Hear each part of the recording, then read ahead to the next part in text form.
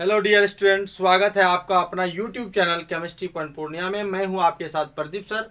चलिए, आज की क्लास में हम आपको बहुत ही इंटरेस्टिंग चीज़ हाइड्रोजन के बारे में पढ़ाने वाले हैं, क्योंकि इससे पहले हम लोग कार्बन के बारे में पढ़े थे और इस पर जो है बहुत जल्दी आप लोगों का ऑब्जेक्टिव टेस्ट ऑनलाइन करने वाला हूं। तब तक लेकिन आप लोग पढ़िए। आज हम लोग हेडिंग स्टार्ट करेंगे हाइड्रोजन। अगर कोई पूछेगा हाइड्रोजन का संकेत क्या होता है तो आप आराम से बताओगे सर हाइड्रोजन का संकेत तो H होता है। नहीं, इसका अगर परमाणु संख्या कोई पूछेगा तो इसका परमाणु संख्या जो होता है सर 1 होता है। इसका परमाणु द्रव्यमान जो होता है सर 1 ग्राम होता है। नहीं, इसका अगर इलेक्ट्रॉनिक विन्यास निकालेंगे तो परमाणु संख्या 1 है, 1s1 होगा। और ये कौन सेल है? K सेल है, और K सेल में 1 इलेक्ट्रॉन है तो इसका संयोजी इलेक्ट्रॉन कितना होगा, यानी वैलेंस इलेक्ट्रॉन हाइड्रोजन का कितना होता है? 1 होता है। और वैलेंसी की अगर बात करें तो हाइड्रोजन का वैलेंसी कितना होगा, यानी संयोजकता होगा 1, जिसको हम लोग जिसका वैलेंसी होता है 1 उसको बोलते हैं मोनोवैलेंट। क्या बोलेंगे? मोनोवैलेंट। और हाइड्रोजन हमेशा सिंगल बॉन्ड बनाता है। ये हमेशा कैसा बॉन्ड बनाएगा? Single bond. यानी एक और हिंदी में बात करें तो इसको बोलते हैं एकल बंधन। कैसा बंधन? एकल बंधन का निर्माण करेगा। और सभी सिंगल बॉन्ड जो होते हैं वो सिग्मा बॉन्ड होते हैं। All single bond are sigma bond, यानी दुनिया का जितना भी सिग्मा बॉन्ड होगा वो क्या सिंगल बॉन्ड होगा, सब सिग्मा बॉन्ड होगा। ठीक है। बॉन्ड दो प्रकार के होते हैं, एक सिग्मा बॉन्ड होता है, एक पाई बॉन्ड होता है। जब कोई orbital head to head overlapping करता है तो सिग्मा बॉन्ड बनता है। जब कोई atomic orbital side wise overlapping करता है तो पाई बॉन्ड बनता है। समझ में आ रही है बात? चलिए, अब आइए हाइड्रोजन के समस्थानिक की बात करें तो हाइड्रोजन का 3 प्रकार का समस्थानिक होता है। हाइड्रोजन का कितने प्रकार का समस्थानिक होता है? तो इससे पहले हम समस्थानिक बोले जिसका परमाणु संख्या समान हो लेकिन परमाणु द्रव्यमान अलग अलग हो, उसको बोलते हैं समस्थानिक। हाइड्रोजन 1 ग्राम वाला भी होता है, हाइड्रोजन 2 ग्राम वाला भी होता है, हाइड्रोजन 3 ग्राम वाला भी होता है। सब हाइड्रोजन है, परमाणु संख्या 1, इसका परमाणु संख्या 1, इसका परमाणु संख्या 1। यानी हाइड्रोजन के 3 समस्थानिक हुए, 1H1, 1H2 एंड 1H3। इसको कहा जाता है प्रोटीरियम। क्या कहा जाता है मेरे शेरों? प्रोटीरियम। और इसको कहा जाता है ड्यूटेरियम। क्या कहा जाता है? ड्यूटेरियम। इसको कहा जाता है ट्राइटेरियम। क्या कहा जाता है? ट्राइटेरियम। प्रोटियम को S से लिखा जाता है, ड्यूटेरियम को D से लिखा जाता है और ट्राइटियम को T से लिखा जाता है। Protium, deuterium, tritium. कोई पूछेगा हाइड्रोजन के कितने समस्थानिक? 3। Protium, deuterium, tritium. Protium, deuterium, tritium. Protium को H से लिखा जाता है, ड्यूटेरियम को D से लिखा जाता है और ट्राइटियम को T से लिखा जाता है। ये जो प्रोटियम और ड्यूटेरियम है ये आपका अस्थाई होता है और ये ट्राइटियम आपका क्या होता है? अस्थाई होता है। ठीक है सर। अब चलिए, इसका मास बताओ कितना हो गया? इसका मास हो गया 1 ग्राम, इसका मास हो गया 2 ग्राम, इसका मास हो गया 3 ग्राम। देखो ऊपर में एटॉमिक मास लिखा जाता है, परमाणु द्रव्यमान लिखा जाता है। अब अगर तीनों में अगर कंपेयर करें तो ये अस्थाई है, इसको छोड़ दो। अस्थाई वाले क्या करो? छोड़ दो। अगर इसको छोड़ दिया जाए तो 1 ग्राम और 2 ग्राम में भारी कौन होगा? तो 1 ग्राम वाला 2 ग्राम वाला भारी होगा। तो इसलिए भारी हाइड्रोजन के नाम से ड्यूटेरियम को कहते हैं। यानी कोई पूछेगा भारी हाइड्रोजन किसे कहा जाता है? ड्यूटेरियम को। और भारी हाइड्रोजन से बना जल क्या कहता है? भारी जल। और भारी जल का फॉर्मूला होता है D2O। भारी जल का फॉर्मूला क्या होता है? D2O। अगर इसमें न्यूट्रॉन की संख्या अगर आप निकालोगे ऊपर वाले में तो 1 में से 1 गया कितना? 0।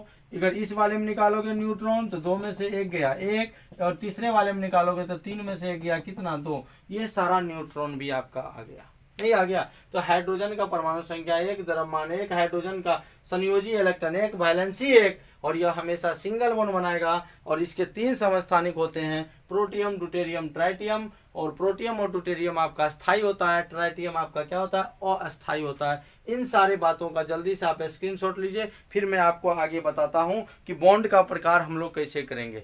अगर आप इसका स्क्रीनशॉट ले लिए हैं तो जल्दी से लीजिए, नहीं तो फिर इसको हम आगे बढ़ते हैं। ठीक है।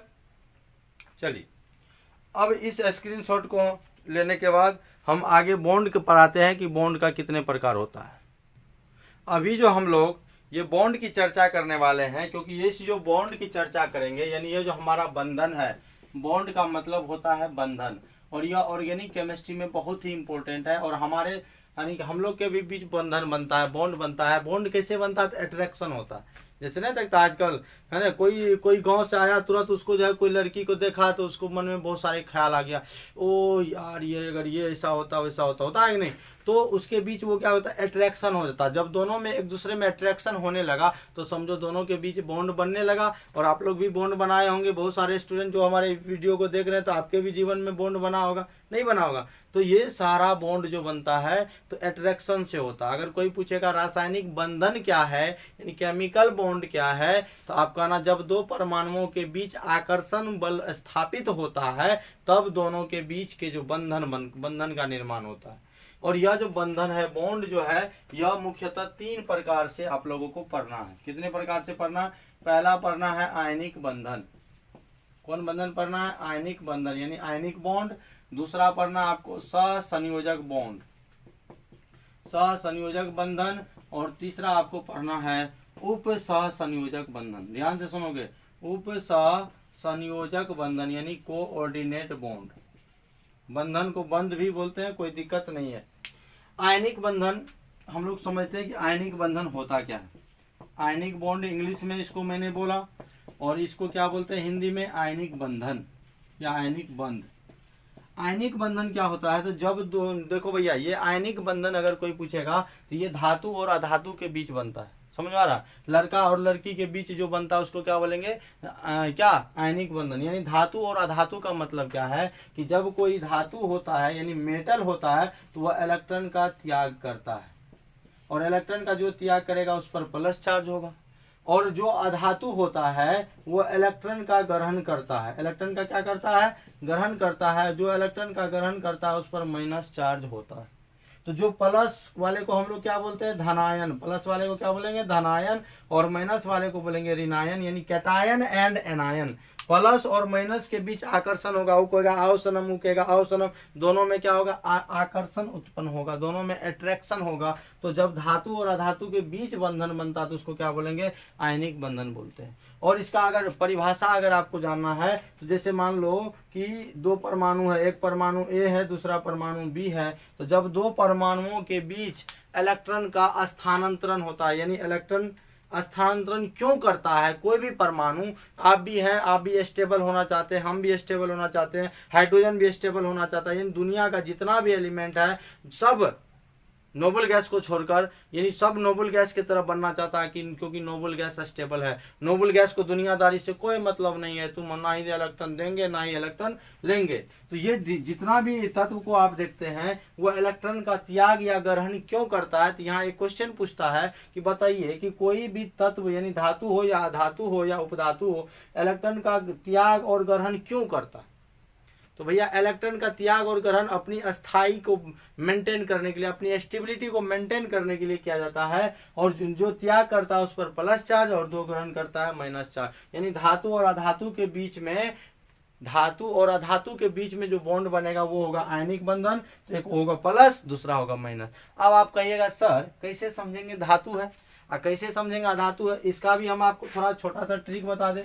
अगर जिसका संयोजी इलेक्ट्रॉन यानी बाहरी कक्षा में अगर इलेक्ट्रॉन देखना, अगर संयोजी इलेक्ट्रॉन भाई साहब अगर 1 हो, 2 हो, 3 हो तो ये इलेक्ट्रॉन को लॉस करेगा, त्याग करेगा।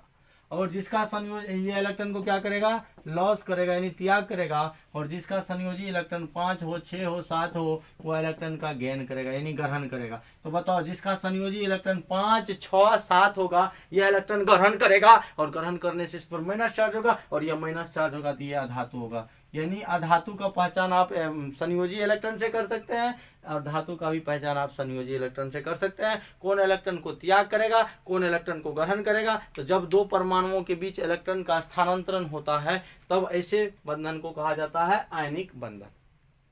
ठीक है, जैसे एक उदाहरण लीजिए, एक एग्जाम्पल लीजिए। उदाहरण लिए हो, ले लीजिए NaCl। अब NaCl में हम कैसे समझे कि आयनिक बंधन है? हमको पता था तो ये बोले प्लस होगा, ये होगा माइनस, क्योंकि प्लस और माइनस के बीच सोडियम धातु है, क्लोरीन अधातु है, तो दोनों जो है आपका आयनिक बंधन हो गया। लेकिन आपके मन में बहुत सारे सवाल होगा, सर आपको तो पता है तो आप कर दिए, लेकिन हम कैसे समझेंगे कि Na पर प्लस चार्ज होगा, Cl पर माइनस चार्ज होगा, Na और Cl के बीच में आयनिक बंधन बनेगा, है ना। देखिए कैसे। सोडियम का परमाणु संख्या होता है 11। सोडियम का परमाणु संख्या कितना? 11। इसका इलेक्ट्रॉनिक विन्यास होता है 2 8 1, यानी इसका बाहरी कक्षा में 1 इलेक्ट्रॉन।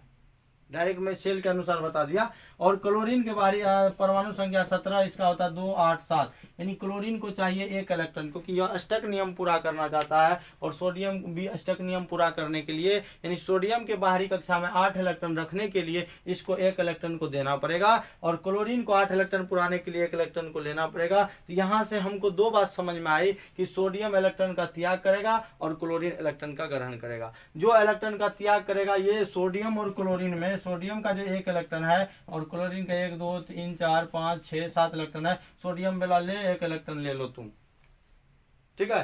सोडियम 1 इलेक्ट्रॉन इसको दे दिया तो सोडियम पर हो गया प्लस चार्ज, और क्लोरीन 1 इलेक्ट्रॉन ग्रहण किया, क्या हो गया माइनस चार्ज। ये जो इलेक्ट्रॉन को त्याग करेगा, क्योंकि बाहरी कक्षा में 1 इलेक्ट्रॉन है, यह इलेक्ट्रॉन को त्याग करेगा। बाहरी कक्षा में 7 इलेक्ट्रॉन है, यह इलेक्ट्रॉन को ग्रहण करेगा। तो यहाँ से भी आप देख सकते हैं कि ये दोनों के बीच आयनिक बंधन बनेगा, यानी Na और Cl के बीच कैसा बंधन बनेगा? आयनिक बंधन बनेगा। समझ में आया क्या?